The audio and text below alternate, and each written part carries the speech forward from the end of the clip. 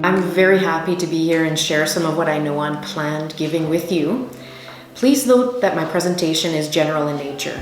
In order to choose the most viable and beneficial planned giving options for your personal situation, the best course of action is to seek out independent professional advice. A planned gift is the result of a strategic approach, which allows us to respond to our needs, those of our family, while at the same time maximizing our support of causes that are important to us and minimizing the income tax that we have to pay. In other words, planned giving allows us to meet our philanthropic goals while taking into account our personal, family, and financial situation. Instead of donating out of habit or waiting to receive the requests from the causes that we support, we can take a bit of a more proactive approach. The strategy that we adopt is most often developed with the guidance of legal and financial advisors. I encourage you to ensure that your strategy is the result of a team effort between you and the professionals such as lawyers, accountants, your financial planner, whom you work closely with.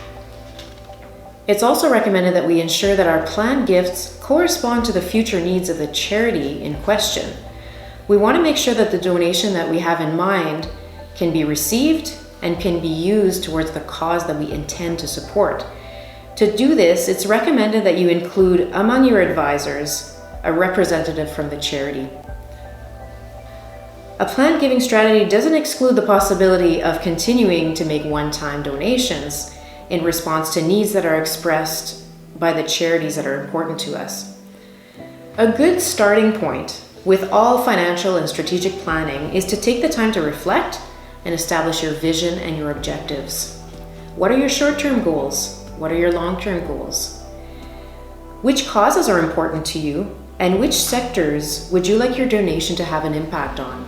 It's also important and recommended that you do an inventory of your current financial situation. Draft a balance sheet of your assets, what you have, for example, your house, your RRSPs, your savings, your life insurance policies, maybe the value of shares in a business. Equally, make a list of debt. So what you owe, for example, your mortgage, your loans, your line of credit. Make sure you have on hand for your advisors a copy of your tax returns, financial statements of your business, etc., to make meeting more effective. The joy of giving and the act of supporting a cause that's important to you can be achieved in a variety of different ways. Let's review some of the ways to give. These are examples of tools that can help us in our plan to make a charitable gift.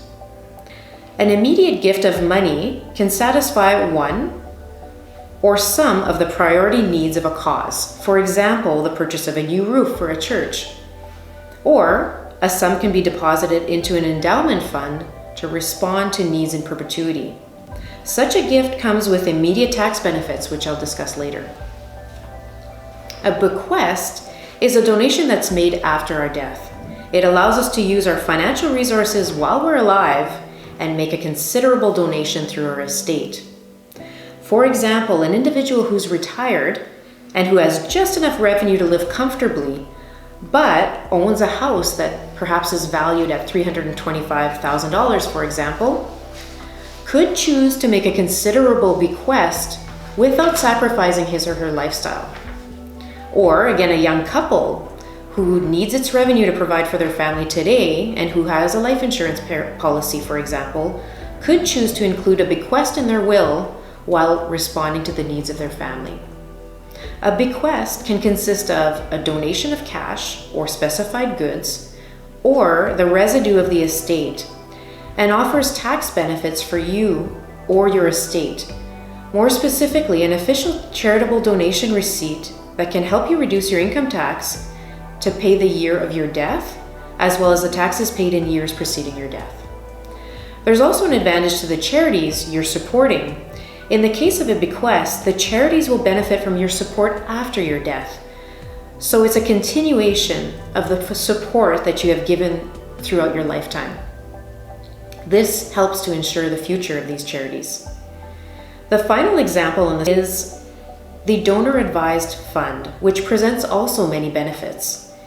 This is an account that donors establish with an independent financial organization, typically a foundation or a financial institution. For example, you can establish a fund with the Winnipeg Foundation or Francophone. The account can be established either after your passing by means of donation of an asset, such as an investment, an in-kind transfer of securities, the proceeds of a life insurance policy, or a bequest. There is also the possibility of contributing to such a fund that accumulates over time through regular contributions. Once created, the charitable gift fund can benefit many charities according to the donor's choosing. It allows donors to coordinate their charitable giving and to maintain a strategic approach on the tax perspective. You can say it's kind of like having a piggy bank for your charitable donations. Please note that each organization or foundation has its own policies concerning charitable gift funds, so it's important to do your research. The Catholic Church is there for us, for our family, for our brothers and sisters in faith. Through the most important moments of our lives, welcoming a new baby into the Christian family, marriage, comforting us when we're sick, and accompanying us during the death of a loved one. Every day, the parishes and the archdiocese guide and support us in faith, particularly during significant liturgical celebrations. A planned gift is a well thought out means of ensuring a faith life for future generations and protecting what's important to us. Financial advantages associated with charitable gifting. What does this mean? When an individual makes a donation, the charity issues a charitable donation tax receipt. This receipt can be included in your income tax return, earning you a tax credit. The tax credit offsets taxes payable. That's different than a deduction, which lowers your taxable income from which your total tax payable is calculated. For example, a deduction for an RRSP contribution. The federal and provincial tax credits associated with charitable donations are listed on the slide in front of you. Please note that the tax credits for donations totaling up to $200 are 15% at the federal level and 10.8% at the provincial level, for a total of 25.8%. Therefore, regardless of your annual revenue, the first $200 of charitable donations you make for the year bring you a tax credit of $51.60. Note that governments can change these percentages from one year to the next. Annual charitable gifts above the $200 threshold provide a tax credit totaling 46.4% or 50.4% for contributors in the highest marginal tax bracket. What does this all mean? A tax credit offsets taxes payable. That is different than a deduction, which lowers your taxable income from which your total tax payable is calculated.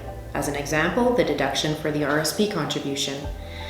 Other than the taxpayers in the highest marginal tax bracket that get an extra bump on the federal tax credit from 29 to 33%, everyone else gets the same percentage. Income doesn't matter that much. Here's an example of a donor with an annual taxable income of $75,000. She donates $1,000, and note that she's already made donations totaling $200 or more over the course of the year. The net cost of her $1,000 donation is only $536, calculated by subtracting the credit of $464 from her donation of $1,000. The credit is calculated by multiplying $1,000 times 46.4%, which is the percentage representing the total of federal and provincial tax credits. If the same donor had an annual revenue over $214,368, placing her in the highest marginal tax bracket, her total tax credit would be 50.4%.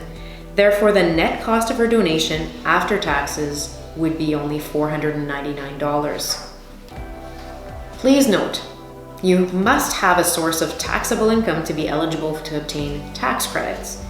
You may not have enough income or taxes to pay to be able to use your charitable tax credits in the current year, or your accountant may decide that it's not advantageous to use them this year. In that case, you can carry your donations forward up to 5 years. Note that you can donate up to 75% of your income while you're alive, with some exceptions. You can donate 100% of your income in your year of death. For some people, it's advantageous to make donations through their business. The resulting financial advantage in that case is a deduction. Once again, we encourage you to speak to your professional advisors who will account for your unique situation. A life insurance policy is a good way to make a considerable donation at an affordable cost, which can help us make an important difference for the charity that we support. There's two ways to do this. Either you or the charity are the policy owners. When you are the policy owner, such as number 2, you pay the premium. When you die, the charity or charities that you've designated as beneficiaries receive the death benefit, and your estate receives a charitable donation tax credit, which can reduce the taxes owed by your estate. In the third point, you are still the insurance policy owner. The nuance is that you name the estate as beneficiary instead of naming the charity directly. The donation is made through a bequest, as instructed in your will. Your estate receives a charitable donation tax credit for the value of the donations made in the form of a bequest. Let's go back to the first point. The other option is to donate an existing policy to a charity. At the time of your donation of the policy, the charity will issue you a charitable donation tax receipt. The amount of the tax receipt is the market value of the policy. The charity, who is now the owner, is also the designated beneficiary and receives the death benefit when you die. If there are premiums to pay while you're alive, you, the donor, can pay them and receive an annual tax credit for the amount of the annual premium. It's also possible to buy a new life insurance policy with the intention of making a charitable gift. The new policy can be structured in any one of these 3 ways. Please note that you should discuss your plan to buy a policy for which the owner would be a charity with a representative from that charity prior to purchasing the policy. Many charities have policies regarding accepting donations of life insurance policies, and it's also advised to use an accredited appraisal firm to evaluate the policy you intend to donate. Regardless of which option you choose, you and your family have the pleasure of knowing that your gesture will have an important and constructive impact to the charity. You may also choose to donate from your registered savings plans. For example, your registered retirement savings plan, your RRSP, your registered retirement income fund, your RRIF, or from your tax-free savings account, your TFSA. In these cases, you would name the charity as the beneficiary of the entirety or a portion of the account. These donations do not pass through the estate when a charity is named beneficiary. The organization receives the funds directly from the institution that holds the account. This offers certain advantages. Though donation is not reduced by estate administrative costs, it cannot be contested, and therefore possible to make a donation discreetly. Finally, this type of donation represents very little administrative work on the part of the charity. Note the difference between the TFSA and other savings plans like the RRSPs and the RRIF. A TFSA is not taxed for withdrawals or when the owner dies. In contrast, the amount withdrawn from an RRSP or a RRIF and the value of the account at the owner's death are taxable. Important to note a nuance in the income tax law that allows a tax-free spousal rollover of the assets in the RRSP or the RRIF of a deceased person. Therefore, in the case of a couple, certain savings plans like RRSPs and RRIFs become taxable at the second person's death. The tax credit earned from the charitable donation can therefore reduce the income tax to be paid at the death of the owner of the RRSP or the RRIF. Another interesting way of making a tax-advantaged donation is the in-kind donation of publicly held securities. These securities include, for example, shares, mutual funds, segregated funds, etc. In these cases, we're referring to securities in a non-registered account, meaning that this does not apply to the mutual fund that you hold in your RRSP. The practice of donating securities is an advantageous strategy when the securities have increased in value since being purchased. Normally, when we sell a security which has increased in value, the transaction incurs a capital gain, and that capital gain is taxable. With this strategy, rather than selling the securities and donating the proceeds of the sale to a charity, the donor transfers the securities to the charity in kind. The securities are not sold. The tax on capital gains does not apply to this transaction. When receiving the securities, the charity can choose to either sell them, which is what happens in most cases, or it can choose to integrate them into its investment portfolio. The charity must have an investment account in order to receive this type of donation. The donor receives a charitable donation tax receipt. The value of the receipt will vary depending on the charity's practices. For example, the value at close of market the day the donation was initiated versus perhaps the day the transfer was concluded. To summarize, there are two benefits to this transaction. First, the transaction is not subject to capital gains, which means the donor does not have to pay any capital gains taxes. Secondly, the donor receives an official tax receipt for the entire value of the security. Please note that the charity will not pay taxes if it sells securities. We've prepared an example.